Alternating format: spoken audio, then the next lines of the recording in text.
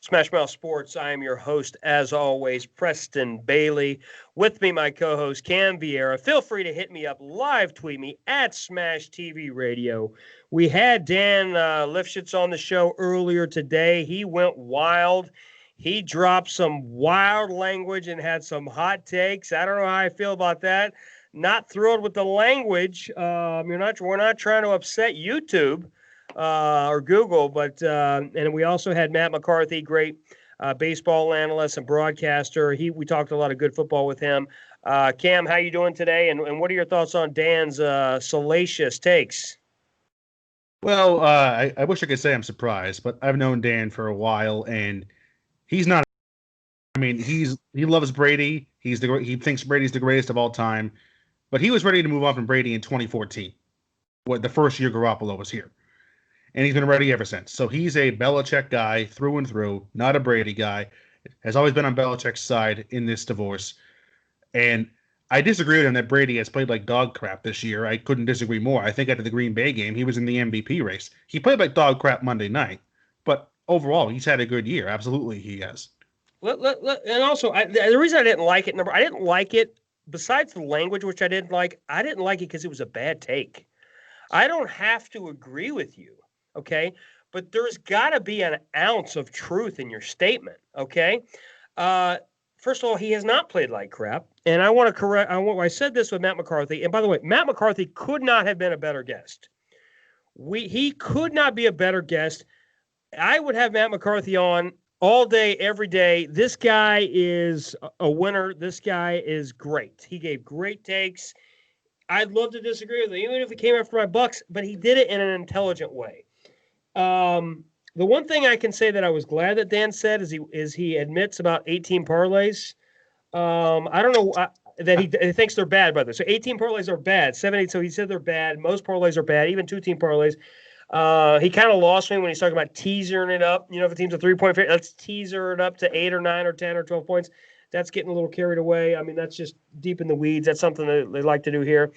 But I'll tell you what I do want to get into, and I'll tell you who is. I'm not going to say this guy plays like dog crap, but this guy that's not a good quarterback, and this is going to be the first video. It's going to be a short video. Our own Mike Glennon is back. Mike Glennon is back. Some might say Mike Glennon is dynamite. Napoleon Dynamite.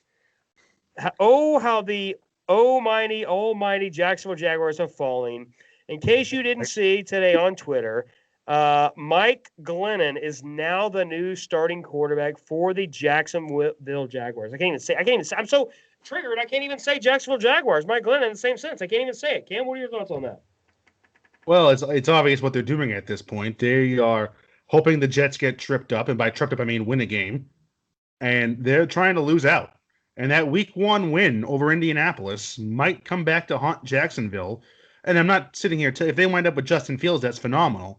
But Trevor Lawrence is the guy. He is Elway, Manning, Luck. That can't miss, no doubt about it. Slam dunk. He's going to be great no matter what quarterback. That's who Jacksonville wanted. Fields is a nice consolation prize, but Trevor Lawrence is the guy. And that Week 1 win may very well come back to haunt the Jaguars for years to come. One of the things I love talking to Matt McCarthy, and Matt McCarthy's 100% right, and I think people just that are very intelligent, they share the same wavelength. They have the same book, they read the same books, they own the same, they just have a good wavelength. Whereas, people that are not on the same wavelength, I won't say like Dan, but other people, they're in the ditch with Alex Jones. He just seems like an Alex Jones kind of a guy, just deep state and all, just totally buck wild. But what I'm getting at is regarding the draft, O-line, D-line, you build the core of your team. Your number one goal, in my opinion, if you're a lower tier team, 1, 2, 3 win team, your number one goal is to get back up to 7, 8, 9 wins. That's your number one goal. Your short-term goal within a year or two, get within 7 or 8 wins. Okay, are you going to start popping champagne bottles going 8-8? No, nobody's going to pop champagne bottles going 8-8. But look at Jacksonville. By the way, do you want to know a real quick little history note on one of the many reasons why Jacksonville Jaguars are a dumpster fire? And this wasn't supposed to be an anti-Jacksonville Jaguars rant, but I've got to go here. They drafted a guy named Byron Leftwich. who was the Buccaneers offensive coordinator close to 20 years ago. It's probably been about 17 or 18 years now, and he is terrible. He was a bust in the NFL, and he's been a bust as an offensive coordinator. He's terrible. Okay, so you can blame Bruce Arians, you can blame Byron Leftwich. I blame both of them. Set them both in the same dumpster and set it on fire. They're a total dumpster fire. That's what I'm talking about. You just don't know. Look at Dwayne Haskins from Ohio State. You said this. A lot of people have been telling me, are you concerned about Justin Fields? Because there's been a long list of Ohio State busts, top 5 caliber quarterbacks, at least first round or second round high-rated quarterbacks from Ohio State, and they haven't done well. I said this to Matt McCarthy. I'm not big on Tua. I was never big on Tua.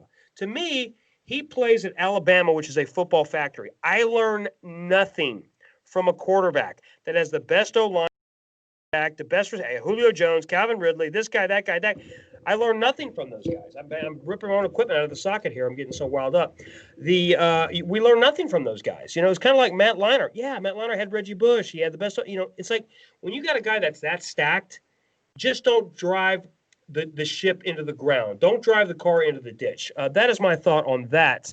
So, but I like Justin Fields as well. But to go back to the draft, and we're not going to get too deep in the weeds here, but if you draft O-line and D-line, and I said this with Matt, look at the Cleveland Browns. They thought they were getting the greatest thing ever in Baker Mayfield. Okay, is Baker Mayfield 7-3? If you're Baker Mayfield's best friend or his neighbor, or if you're a Waffle House waitress, you're looking for everything you can to celebrate Baker Mayfield. And guess what? He is a game manager. So he's the number 1 overall pick, but he's not the number 1 overall. He doesn't play like a number 1 overall pick. He's a game manager. I see no difference, in my opinion, from Case Keenum's skill level and Baker Mayfield's. They're almost identical. You could say Baker Mayfield's got more upside, got more mobility, and that's fine. At the end of the day, the Browns have a solid defense, better than average, but they've got one of the top 2 running games in the National Football League with Nick Chubb and Kareem Hunt. They are a dominant running game. They are going to be in every single game, outside of the first game where they got crushed by Baltimore. I would say that if they played again, Cleveland would have a better shot than average of beating them the next time they play. What are your thoughts on that, Cam? No, I would agree, because I think Cleveland is finally playing to their strengths, which is their running game and their defense. They're asking Baker Mayfield to manage the game. And I hate to say this because you don't want to wish injury on anybody, but I think they're better off without Odell Beckham, because I think when Odell Beckham was there, Baker Mayfield was forcing him the ball, and he's not there to do that anymore, and he's not forcing the ball to Jarvis Landry. So I think that might have been a blessing in disguise. I don't want to, again, that's a bad thing to say because nobody getting hurt is a good thing. But I think that might have worked out well for the Browns in the long run, that they've now playing to their strength, which is, as you said, their running game.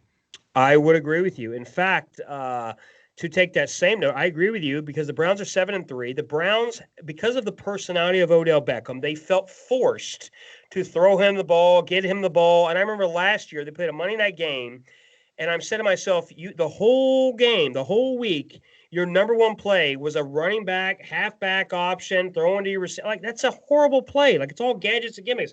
What's good about the Browns now is they're forced to run the ball. They got 1 receiver, Jarvis Landry, and a bunch of randoms, and that's a good thing for them. Run the ball with Nick Chubb, run the ball with Kareem Hunt, dip and dunk to the running backs, dip and dunk to the tight ends, keep the game close, try to win 23-20, and try to power things out. That is the winning formula. I'm not, to take your point, I don't want Antonio Brown to get injured.